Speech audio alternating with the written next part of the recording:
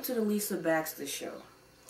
Today's show is called Multiple Illnesses Will Not Keep Me Down. And today I have two great guests, but I want to speak to one of them now, and it's Anthony Kilburn. Hi, Anthony. Hi, Lisa. What's going on? A little bit of this, a little bit of that. Good. You know. I know. Yeah, you know. Right. You know, because, we have met Right. at the Donors Network. Exactly. And the Kidney Club. Right, we met before that, so. Yeah, we've been friends for a minute. Yeah, what, a couple of years now? Yeah, a good old couple. God. So now I got you right here with me. That's unreal. Up close and personal. That's unreal. That is close and unbelievable. I mean, because I really meet a whole bunch, a whole lot of people, and it's just, I can't believe I met that many people in that short a time. Like, Oh, yeah. Well, a lot of people deal with what we deal with, Right. being on the dialysis Right. and stuff like that. Now, even though, before I'm going to ask you the question, Mm-hmm. even though I'm a dialysis patient, I'm also a donor. Right. I couldn't donate my kidneys, but I donated the rest of my body if anything Right. happens to me, because Exactly. my eyes are somewhat good. I don't know if I want to give them away. I don't know whether it'll help them or not. Right, But some people don't know that they can be a donor, even if certain illnesses Right. they have, they can still donate some things. Right. So so I just wanted to put that out there. Yeah, because I'm also a donor too. So even though my kidneys are shot, they can still have other parts of my body that somebody else might be able to use. So, and I did that because somebody else did it for me. So, Yeah. You got a kidney. You on dialysis and you got a kidney. Right. Okay. How did you get or know about getting a kidney, first of all? I'm gonna tell you the truth. Honestly, I didn't really know. I thought that automatically, you're on dialysis, automatically you go to the list, but that's not the case. Of course not. No. I'm on the list, so I know that wasn't the No, case. that wasn't the case. You go through a lot of tests. Right, exactly. They come to the dialysis center. Right. Or sometimes you get a list Right. of different things, different places you can go to get on the list. Right, exactly. Yeah. Well, with me, like I said, I had a lot of people helping, a lot of great people. Two particularly great women, Stephanie at not Bedford Park dialysis. I'm sorry, I'm thinking. Kew Gardens dialysis. Oh, okay, that big one. Yeah, that's the dialysis center. That's where I got my first treatments actually, and then Linda Webb, because I actually spent like a couple of years in a nursing home. So that's how I got with her. She was actually a kidney recipient. So Wow. Yeah, so I'm like, Wow. I'm like, okay, but she got me through the program in Mount Sinai, and then everything went from there. That's where I'm on the list. Right. Mount Sinai. Exactly. Yeah. I'm waiting myself. Right. 3-year wait. 10 years I've been on dialysis. Well, see, I was just 3 years, so I'll give my hats off to you, because I'm like, those 3 years were probably some of the most miserable years of my life. No. For real. Yeah, For real. I don't doubt it. I Yeah, don't doubt it. seriously. It's hard. Yeah. It's harder than people think. Yeah. Now, what is the hardest thing, though, about having a transplant? And the easiest thing about having a transplant? Okay. The hardest thing is actually just trying to keep up with the meds. Okay. Yeah. It's a lot of meds. Well, I was fortunate. I mean, I only take like 4 medications. I take 2. Yeah, I know some transplant recipients. I like this one young lady, Heather. She takes about 15 medications because she had a liver transplant. Then I know this other guy that's in Mount Sinai. We do every year we do the New York Organ Donor Volunteer Network thing, and Yeah. At first when he started, he had 50 different medications because he had a kidney and a pancreas. Yeah. Transplant. He had like a dual thing. Yeah, exactly. He said what I call it, the double whammy. Yeah. Double Yeah. This dude had like 50 different medications when he first started out. Now he's like 29 different medications. So at least it goes down after a while. Right. It depends. Actually, it depends on the individual and different patients. So I'm real fortunate. I just take CellCept, Prograf, and I take 2 different blood pressure medications. Okay. So. Do you have any problems with that, or any side effects, or anything bothers you when you take those, or did it bother you in the beginning? Maybe it doesn't bother you now. Maybe your body got used to it or adjusted. Right. You're right. Yeah, because in the beginning, the Prograf would make me like real nervous. You know, you shake it all and jittery all the time. Wow. And I would be on the train and I'm hoping to God nobody's not looking at me like thinking you a drug addict. Yeah. So you kind of get like self-conscious and. Oh, yeah, tell me. Yes, I know. I know. Especially with being dark from dialysis and having the bloodshot eyes and stuff like that. And then with the lumps and stuff in the arms and the Band-Aids and the bandages and the big needles, forget it. I know. Yeah, that was the first thing I did notice when I first got my transplant. My skin cleared up. What? Just like that. Ooh. Just after I got off the table. Well, I'm happy for you. Yeah. Somebody told me they went to the bathroom as soon as they put the kidney in.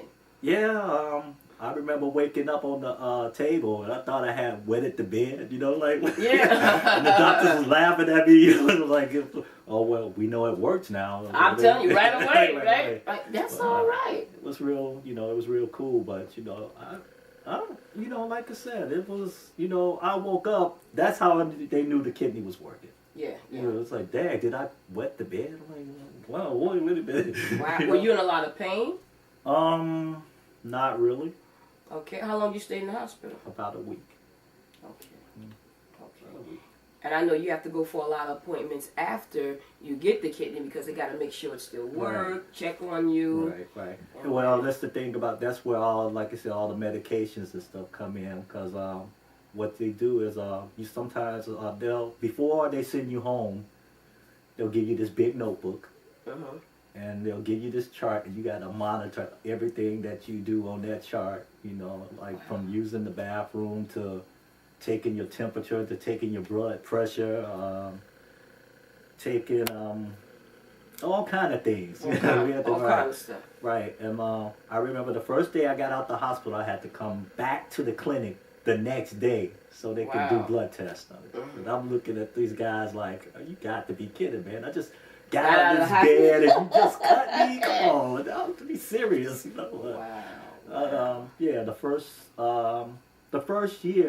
first 6 months I had to go like twice a week. Then every 3 months it got cut. You got down to once a week. Then after the first year, every 6 months. Wow. And Okay. after that, it goes down gradually. And after that, they monitor you, see how the medication is affecting you, and you see if, they always adjusting. It's always adjusting. That's usually the first year is the worst period because they always adjusting your meds. Yeah, to see what works, don't balance work. stuff out. Exactly. What's going to happen to you when you take that. Right, exactly. The results of this. Right. Wow. Okay. Well, you're a real trooper. I mean, because I see you out there. I work side by side with you sometime, volunteering and everything. But I see you always gone and you go. And my hat off to you because you should have accessoride or something. You don't have any. You on public transportation. And I mean, you're very independent and you get around. I'm very proud of you. You're doing such a good job. I couldn't believe you're here. I'm just so happy. But no, it's nice to see you actually because I know it's been a while. It's been a long while. I've been running. Yeah, I guess our circles are starting to pan out a little bit, but we bump back into each other. Right. Because I went to the kidney club and I didn't see you, but I know one of them through the year. I know you'll be back at some point. So I know if I don't, I can always email you, call you, or something like that. Now, if you had to say something to somebody out there who may be thinking about getting a transplant, have the transplant, and maybe want to give up, maybe, God forbid, do something to mess it up or something like that, what advice can you tell them or give them? Okay. The number one thing is you have to take your meds I don't care what you do. Stay up with your medicine. Hook or crook. Mm-hmm. Stay with your medicine. I met recipients that they wouldn't take their medications right, and they ended up going back to that same ordeal. With dialysis? Yeah. Mm-hmm. I met one lady. I think she was part of your kidney club. She said that she wasn't taking the medicine properly because she couldn't get it. Yeah. But if you don't ask for help, how do you expect to?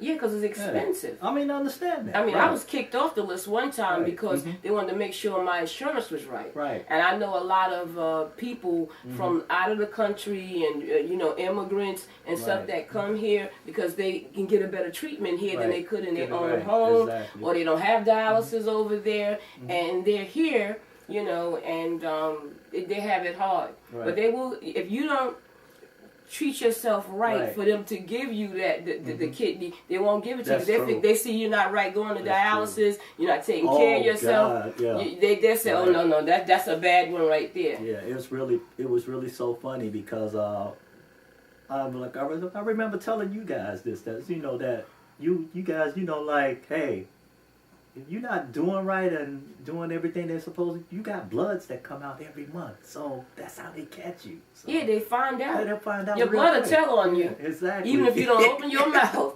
the blood will tell it was on really you. so funny because my dietitians and technicians, they never had a problem with me. They was always rushing to put me on the machine because I was never giving them all that problem. But other people, they would run I don't away give from them a it. problem either. Yeah, but see, that's the thing. You have to. The first thing, like I said, you have to be responsible for your own care. Yeah. They won't help you if you're not trying to be responsible for You your got to own be care. educated about what's wrong with you. Exactly. I don't care if you got a cold. Right. You got to be educated about what's wrong with you and how your body, Right. deal Right. with some things, and Right. get out there. Mhm. But you heard it. Yeah. You heard it Right. from the horse's mouth. Well, he ain't no horse, but you heard it from the horse's mouth. And I just would like to say he's a great example. He's a great example, and when I get my kidney, I'm going to be an example too. That's right. Just because, like my brother here. Yeah, they will be checking up on you. Believe me, like you said, Yes. your blood will tell everything. It will. It It'll will. tell everything. It will. So I'm going to get ready for my next guest to come on. So you go get that snack. Let it be a healthy snack, especially if you're on dialysis or even a transplant. Yeah. Get that healthy snack. Even if nothing wrong with you, get that healthy snack. All right? So I'll be right back. Take care. I'll see you again. Lisa Baxter. Peace. With Jovan Campbell. That's my second guest. When I say a soldier, a strong woman in her own right, and then some, this is my type of girl right here. I am not mad with her. This young lady has dealt with diabetes, juvenile diabetes. She dealt with having a transplant, being on dialysis. What haven't you not dealt with? I tell you, what haven't you not dealt with? When did you first discover that you had diabetes? Well, actually, diabetes runs in my family on my paternal side. My paternal grandmother has it, and they always kind of watched me for it. But I actually found out that I was diabetic in September of 1994.